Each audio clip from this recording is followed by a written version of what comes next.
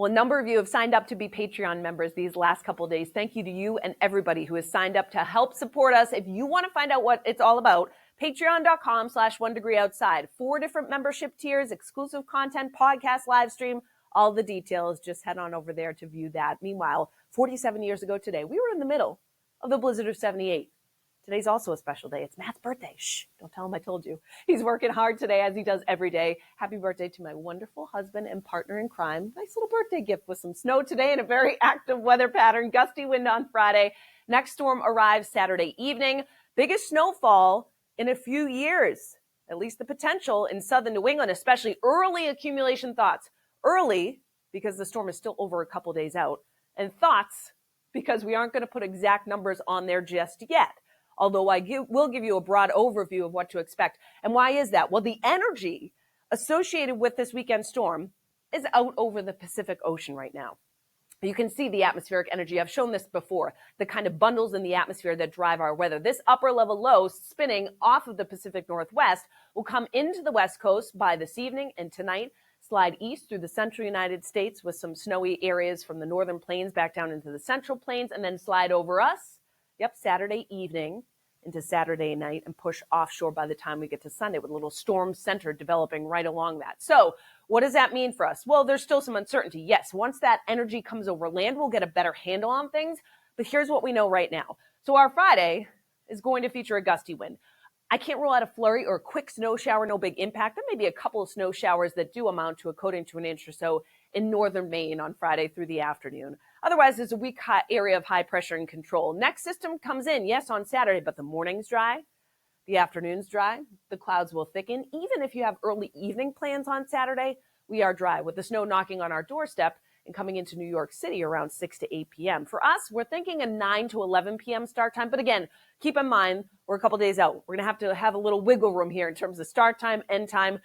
The height of the storm will be Saturday night into Sunday morning as this area of low pressure tracks right along the south coast, maybe south and east of Nantucket. So this does look like a mainly snow event, although depending on the exact track, we may get a little mixing that comes up to Cape Cod, perhaps the outer Cape to the islands.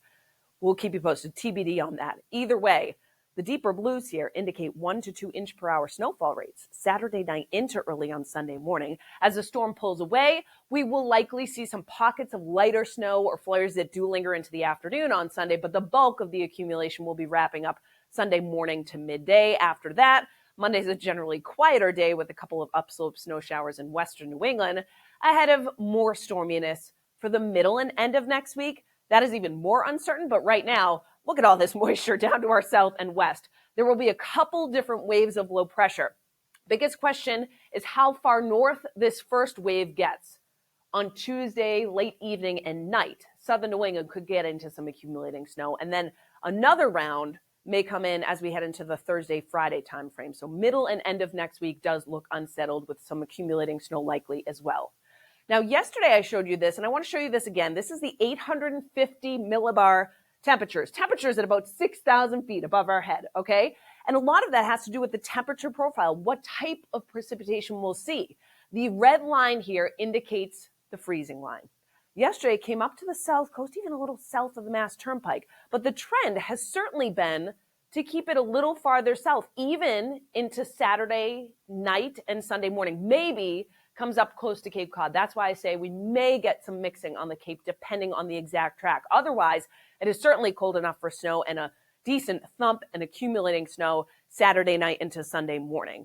So best chance of a widespread 6 to 12 inches with some likely higher totals where we get some of that banding to occur is right from southern Vermont, southern New Hampshire, far southern Maine into much of southern New England. Again, if the track is a little farther south, we may have to nudge us south. If it comes a little farther north, we'd nudge the greatest chance of 6 to 12 a little farther north. Either way, it is several inches and a plowable snow that's likely for much of the region, including the south coast. The only spot that may get into some lower totals is far northern Maine because you're farther removed from the moisture.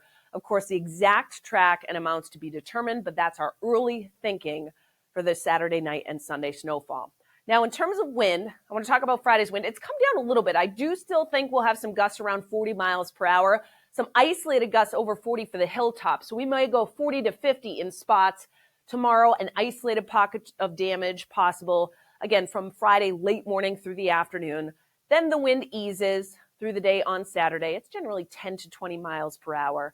Wind shifts around Saturday evening and night, comes out of the southeast, then east and northeast, generally light Saturday night into Sunday, and then it shifts around. And we may have some gusts that go 20 to 30 miles per hour with some blowing and drifting snow and some pockets of reduced visibility as this next storm comes in.